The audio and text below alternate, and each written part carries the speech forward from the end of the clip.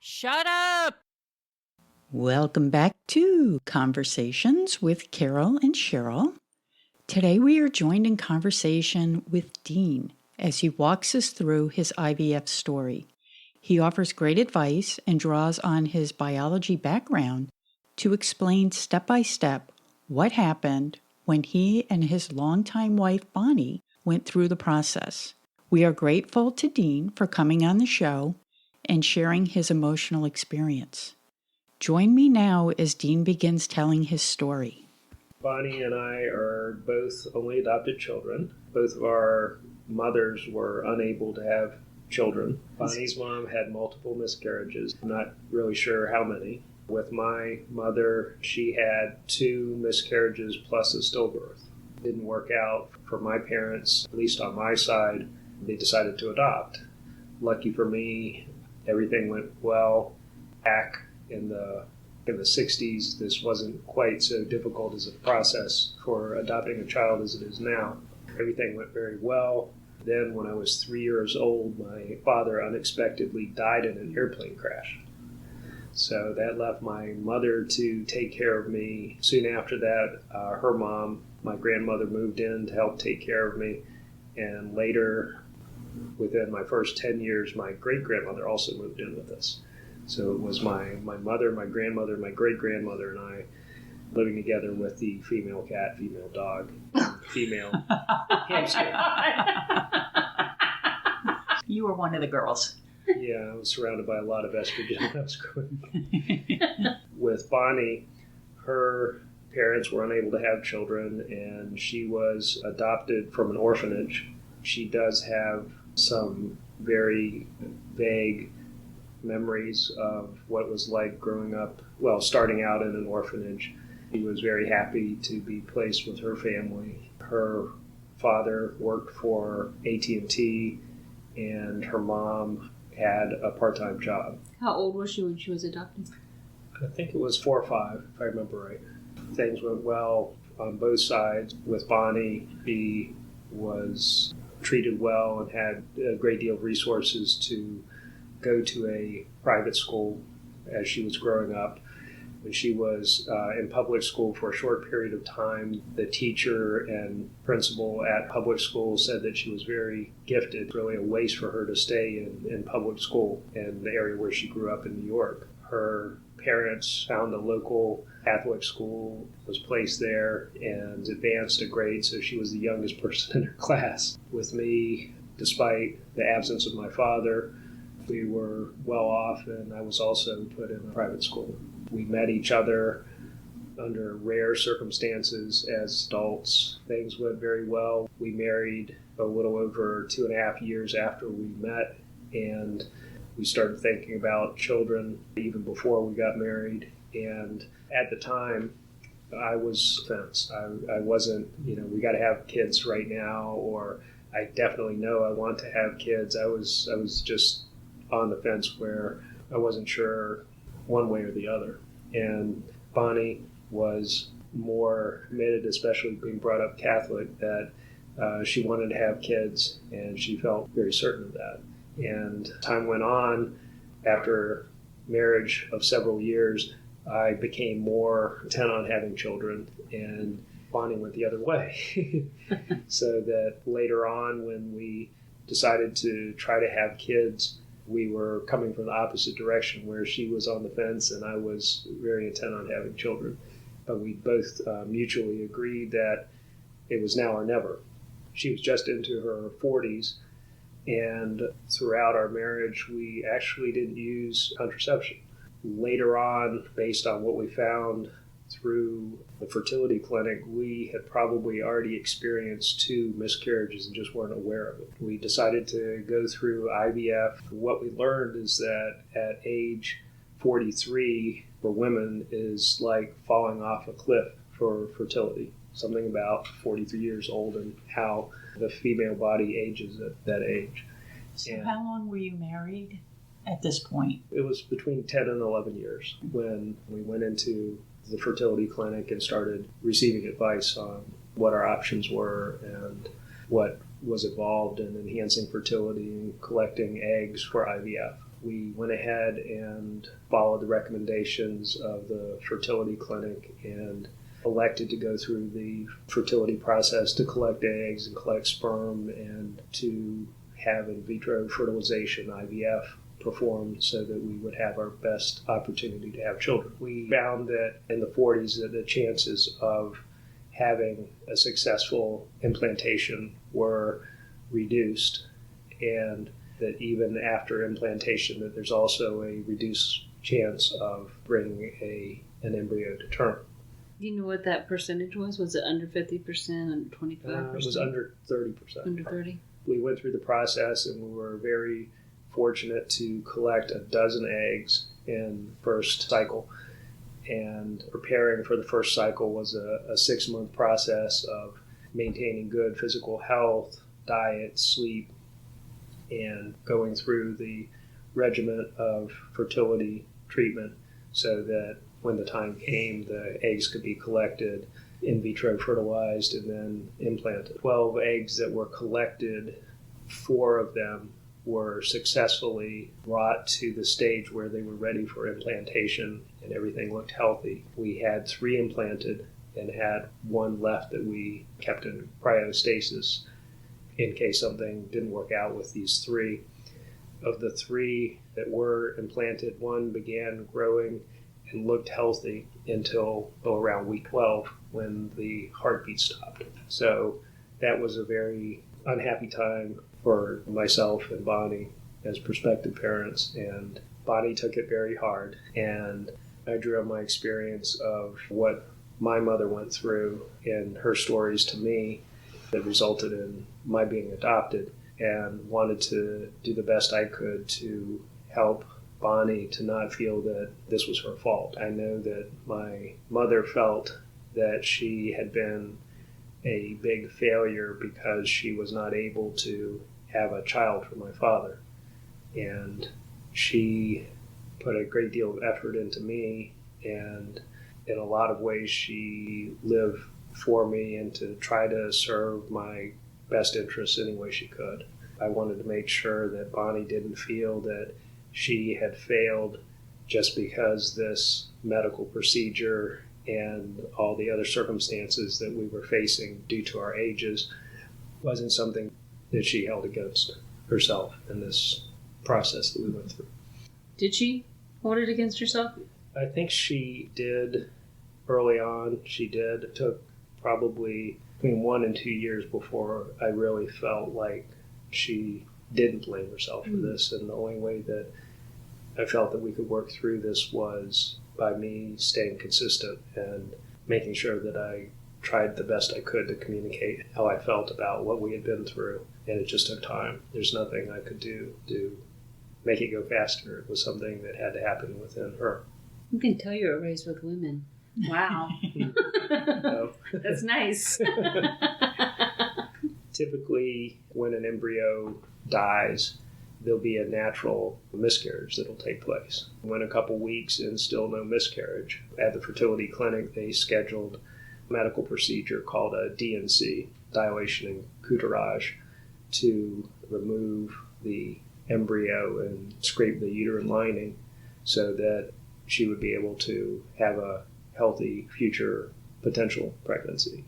Out of the 3 eggs, you lost the 1, and then the other 2 just didn't take? The other 2 didn't implant successfully. One did implant and started growing, and that's the one that didn't naturally abort. So after a couple weeks, we scheduled surgery to have the DNC performed.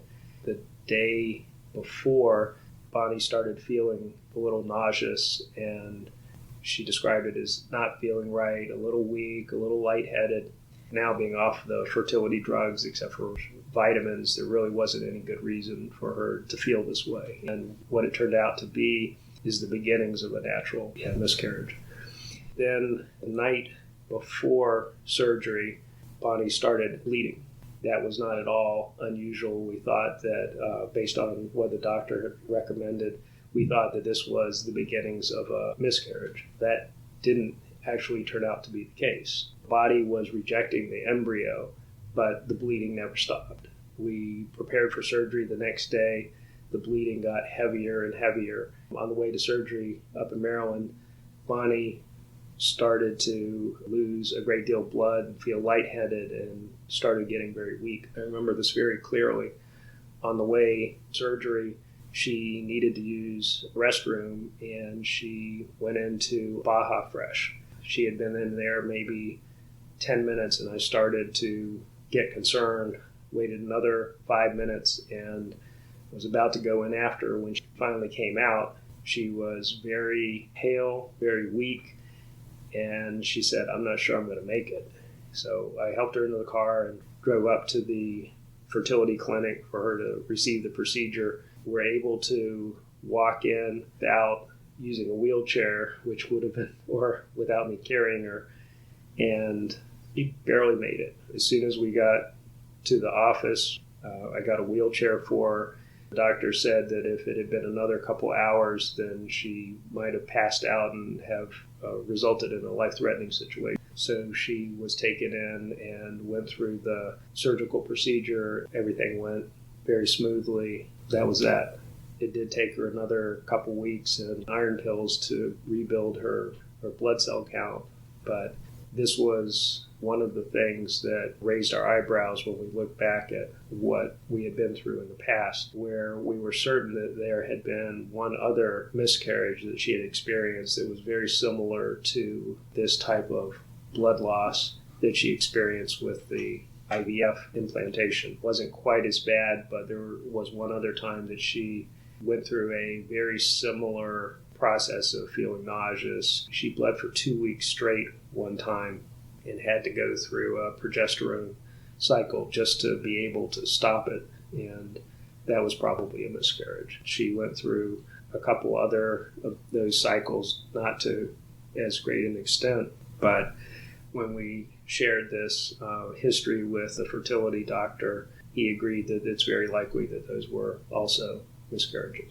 That's our experience in our history of trying to have children and going through the IVF process. I would say there are a few lessons learned that we can take away from it. I have some questions first. Can you explain the IVF process?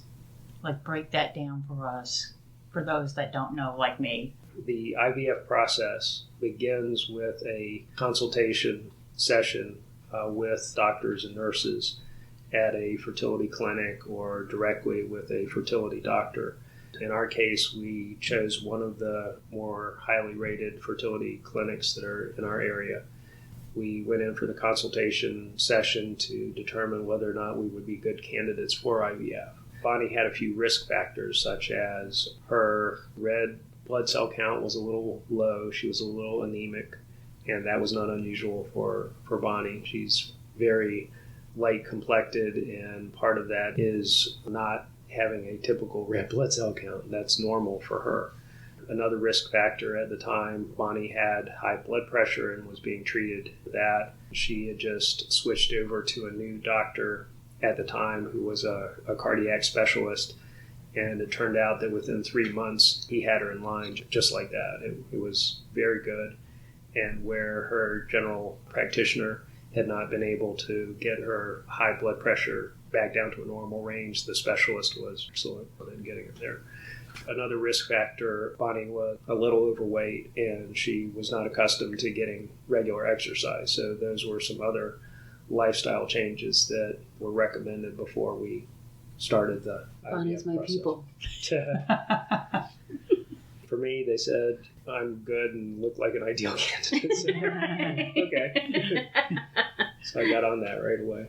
Once we were able to mitigate or work through some of the risk factors, then came back, I think it was 3 or 4 months, and did another set of tests and blood panels. All the numbers had improved, so we were heading down a good track for beginning IVF. Once we decided to go into the process, we understood that vitamins, medication, exercise, sleep, everything had to be measured and very carefully adhered to.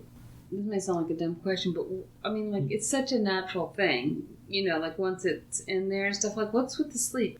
I mean, I know good health in general is good for everything, but Sleep is just another stress factor. I can speak to this from my biology background some.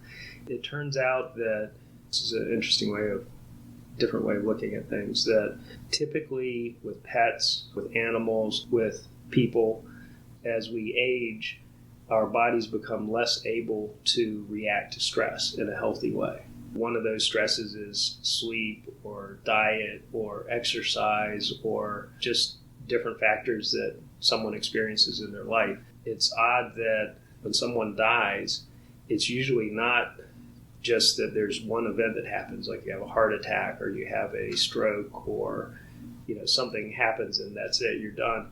Well, usually the thing that leads up to having that event is an accumulation of different stresses. You think it's the event, causes you to lose your life. Well, that's true.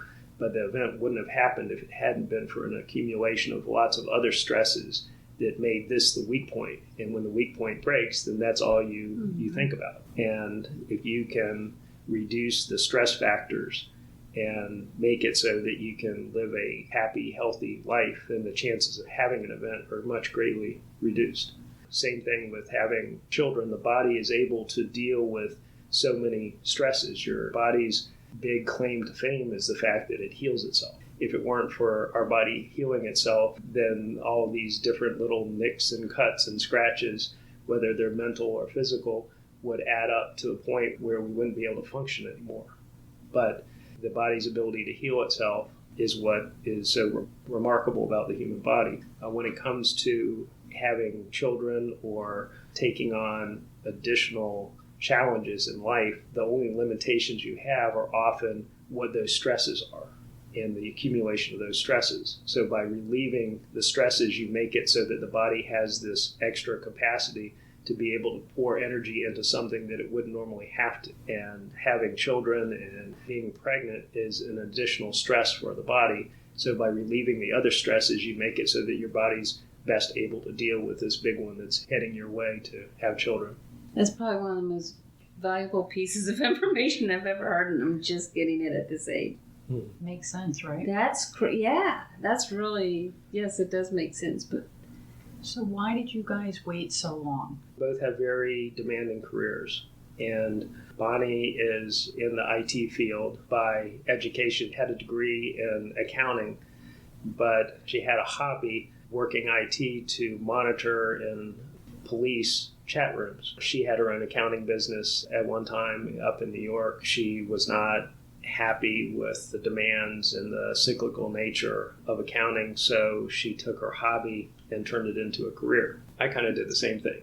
that's so neat. What do you do? I'm also in IT. My degree is in microbiology, and it's very unusual to have someone in a life sciences major college degree and going into an engineering or technology field. So I took a hobby, which was building computers, and microbiology and management of microbiology and food manufacturing didn't really support the lifestyle I wanted to become accustomed to. I switched careers, and I went from management and microbiology into IT. That's when Bonnie and I met each other, working for the same company. Back to the IVF process, once you're ready, once you've addressed as many of the mitigating factors that can reduce your likelihood of success, you go through the process, you're getting a reasonable amount of sleep, you're eating well, you have your vitamins and nutritional deficiencies. Then in the process, you begin to take fertility medication and take injections which will stimulate the ovulation, so that when you ovulate, rather than just releasing one or two eggs, you're going to release a large number of eggs that can be collected and harvested for in vitro fertilization. And we went through this process. Bonnie's taking her fertility medication, and I'm injecting her with the fertility drugs on a daily basis. When it came time for her to ovulate, we had to time it down to the hour to appear at the fertility clinic so that the eggs could be harvested. And it was a thorough success. We harvested 12 eggs. I went through the male side of this, where I had to produce a semen sample. That's probably a good story too. Do tell. Did Bonnie help? She did. She did help. For the semen sample, we couldn't have any sexual activity for 3 days leading up to the sample. We scheduled a time to come into the clinic. Bonnie and I went into a room and they said, here you go. You need to put the sample in this cup. Here's some pornographic videos that you can watch on the TV. They really do that. They always do that in the movies. It's true. Yeah. And here's some magazines. We went off to create the sample. We got together and Bonnie was very helpful in encouraging the process to go along. In short order, we had a sample that we took out to the nurse. They took it off into the lab and took the sample, and they extracted the sperm, determined whether or not it was a good sample and whether it was all healthy. Everything looked good. Once the healthy eggs and healthy sperm were separated, then they were united under the microscope. Did they let you watch? No, they didn't, which would have been really cool. But no, they didn't. They found is of the 12 eggs and millions of sperm which they collected, there were 4 embryos which divided to a sufficient stage that they were ready for implantation. I think it's 8 divisions. Can't remember the name of the type of embryo, but the stage of the embryo. But 4 embryos were ready to go. They said usually what you want to do when you have this many is to have 2 separate samples. Freeze one and take 2 or 3 of the others and implant those and see if it takes and it begins to grow. We took one set of 3 embryos and those were surgically implanted. Is that just an office visit? Everything was just an office visit. Right, yes. okay. Even the DNC was this visit. That took about an hour and a half. But the implantation took maybe 25 minutes. And we went home, and Bonnie needed to have bed rest for the next 2 days. Did you have to lay up? No. Okay. Put your feet on a pillow. Nothing's going to come out. Keep it in. Yep. Did she say it was painful or uncomfortable? She said that it was slightly some bit of discomfort, but that faded within a few hours. So, sort of I just pictured like the turkey baster. But Yeah, same here. Therefore, the laying up. I guess you can YouTube it if you really want more detail. Yeah. Everything seemed to go as planned. After 48 hours, Bonnie resumed normal daily life, and then we checked back in a week to see if her hormone levels changed as a result of the implantation, and sure enough, they did. So we were getting excited. And then I believe it was 2.5 weeks, 2 to 3 weeks after the implantation where we went in for the first sonogram. They were able to identify the fetus at such an early stage. Wow. And I think it was another 4 weeks where we started to see a heartbeat. Everything was progressing by plan. We went in for our routine couple-week sonograms. Everything's going great up until we get to week 12. When we got to the point where we were at week 12, then the heartbeat stopped. And so somewhere between week 10 and 12. Do they know why? No. Sometimes. Yeah. No, another thing that's really interesting about the human female body is that if something isn't going right in the human body, well, checked. So it's a perfectly natural process. The whole idea is that you wind up with a happy, healthy baby at the time of birth. But if something goes wrong, then the body aborts that. Right. And that appeared to be the case here. So I know this is really traumatic for the mom because you're carrying the baby, you're already bonding with the baby. I know I did. You probably did at 12 weeks. I didn't count on anything till the first trimester. Yeah, I am. Well, my mom, don't tell anyone till you're after the 3 months. But yeah, I'm a worry ward. I wait till it's... So you weren't going to get emotionally... I was like, okay, it's done. I believe it now. So you didn't get really emotional or emotionally attached? No, I don't think so. Okay. No, well, not at that stage. I didn't. It's kind of still getting over the fact, like, is this for real? I can't believe it. Thought I'd feel different. I don't know. And I felt like once I was over that first trimester, then I was in the safe zone. So Okay. I just kind of. Plus, they thought that there might be some issues, and so I didn't even get worked up about that either. I was just like, we'll wait and find out. I didn't tell anyone. I didn't want to worry them. I'm just like, I'll So find you were out. kind of preparing for that failure. I wasn't preparing for it, but I wasn't going to assume anything until I was in the system. Yeah. Okay. Because my mom had a miscarriage after me. I think almost every woman goes through a miscarriage.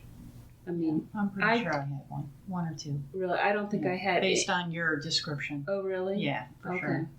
I don't think I did, but I just knew it was very common because just of what you said that, and I don't think I shouldn't even say that, but I think I would just view it as a biological thing. Like this is, it wasn't gonna. Healthy way to look at it. Yeah, I mean that's what they would tell us, and when you'd see the doctor, and it's just the way it is. It's not taking. It's not happening. Mm-hmm. So yeah. So I guess I was just kind of matter of fact about it. Yeah, making sure.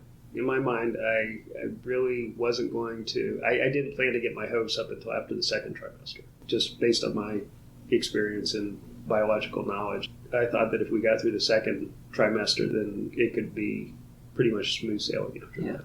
Yeah. When it didn't work out, how did you feel about it? Besides trying to be a supportive husband and be there for Bonnie and be strong, but what was going on inside of you?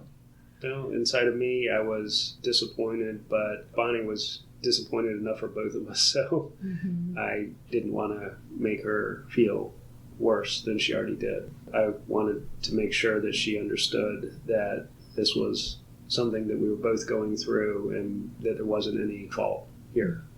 You said you had 4 eggs. Where's that last one? Do you still have it? It's still frozen and sitting in cryo storage. Given our ages, it would probably be best if that were implanted to a younger, healthy surrogate. That would have the best likelihood of this embryo coming to term. Is that an option for you guys? It is. Why not adoption since it works so well for the both of you? We considered adoption as well. Okay. I mean, personally, I would love to have a child that has our genetics. Bonnie's really smart. I seem to be very athletically gifted. If we could have her brains in my body, then we might really have something special. Of course, we'd probably wind up with my brains in her body, but so it's something that we still consider in the back of our mind. And That's neat. Unfortunately, we haven't gotten away from our really demanding IT careers. That's something hopefully we could have in a healthy place if we did decide to go through and either adopt or find a surrogate to try to bring this last embryo to term. So do you go to the clinic to get a surrogate? It would probably cost a lot less if we were to find a voluntary surrogate and sign a contract that still doesn't 100% assure that we would receive the child from the pregnancy, but would probably be the best solution for us. The way the Virginia laws are written, ultimately the surrogate has to be willing to relinquish the child. Why would someone volunteer that service? Just out of curiosity, I didn't know there was such a thing. Part of that can be monetary, that pay for the surrogate to carry the embryo to term. Another part of that's just something that someone would want to volunteer to parents that are unable to bring their own children to term. Yes, it could be done through the fertility clinic. So do you guys have a surrogate in mind at this point? No, we don't. What advice do you have? I would say probably our biggest lesson learned from this is start early. You really want to start this process in your early to mid 30s at the latest. Certainly from everything I've read and through my personal experience, the younger you are, the greater your likelihood of success. And if you want to have the very best chance, early 20s, late teens, early 20s. But for the busy American lifestyle, I would say you want to get it in your head that if you want to have children, do it in your early to mid 30s. And once you hit your 40s, your chances of success are under 25%. I watch reality TV, so. I'm sorry. I watch reality. Oh, you're sorry? Yeah, I'm very shallow. But a lot of these young girls are freezing their eggs early. You really have to be young to have them. Well, no, it's a good idea It is? Okay. to freeze your eggs earlier age. because those eggs are the only eggs that she has for her entire life. The ovaries have all the eggs you will ever have from when you're born. Those are all the eggs that you're going to have for the rest of your life. The longer they sit in your ovaries, the longer they're exposed to natural aging, and the less viable they are. The eggs that emerge when you're in your 40s were still sitting in your ovaries when you were 15. The earlier you can collect them, the younger and less likely to carry defects or to have been exposed to, say, background radiation from, say, cosmic radiation that we're exposed to our entire lives. The less exposed those eggs are, the best chance they have for being happy and healthy. It's interesting. I didn't understand the reason behind that. I just thought it was a natural thing and just, people were worrying too much. But the problem is, and in the U.S., families, women are having children later and later in life, where even if you took eggs for IVF early in life, the woman is older and maybe in her 30s or early 40s, the chances of her being able to implant the eggs successfully and to carry them to term are a product of her age, not just the age of the eggs. So Bonnie and I find ourselves is that even though we may have a perfect, happy, healthy embryo, we can't carry it to term now because of our age. How does the surrogate biology work into it? You have to check against our blood types to make sure that there isn't some natural incompatibility that could happen as a result of the combination of our gene. Other than that, no, there really aren't any other risk factors. Well, not risk, but does her biology play into the baby at all? The DNA of the mother doesn't cross the placenta, so that if the embryo comes to term, then it'll be the DNA of the biological parents. Start to shape the mind of the child from birth with nurture. So what other advice do you have? Besides starting young, I would say there never is a perfect time. And you two could probably speak to this too, but whether you're waiting for a certain financial state to take place or you're waiting for certain life events to take place, then I would say that's probably largely artificial.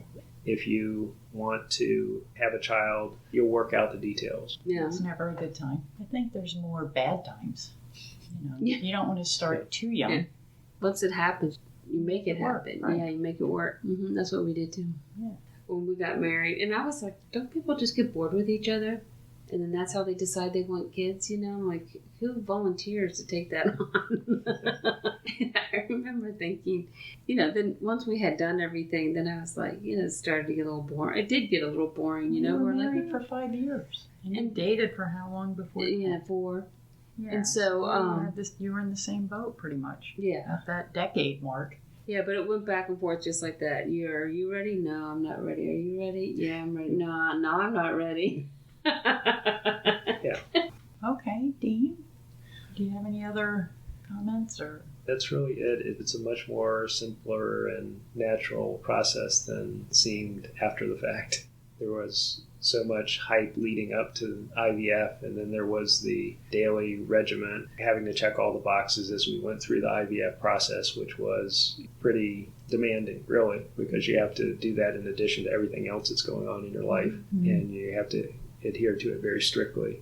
Then once you finally collect the eggs and go through implantation, then it's all natural. You're just taking your vitamins and your folic acid, and pretty much it. Other than the time where you're having to add in the IVF procedures when you're getting ready to harvest the eggs, that was the only tricky part because you have to keep all the boxes checked. I tried really hard to keep it more on a scientific level. That way, when we ran into problems, then it was more of just going through, one of the many expected outcomes rather than any kind of finger pointing or emotional upheaval. We were in this to try to have a happy, healthy baby, and it just didn't work out. It's a shame that the moms feel like that when they aren't able to have the kid. There's nothing you can do. I mean, it's your body taking, just like you can't make your cut heal. Like you said, our bodies can heal themselves. That's your body completely doing its thing. There's nothing you can do. I mean, I can't take credit for having 2 healthy kids. I did nothing except conceive them. But other than that, I did nothing. You know what I mean? It's just kind of... Yeah, it's very random. Yeah. All right, Dean. Well, thank you so much. It's been a pleasure chatting, and this has been really Best of luck informative. to you. What you do, whatever you decide, you'll have to come back and let us know if you do. Well, if things change, I'd be happy to come by for another visit. Yes, that would be really good. Yeah. That would be interesting. Okay, thank you.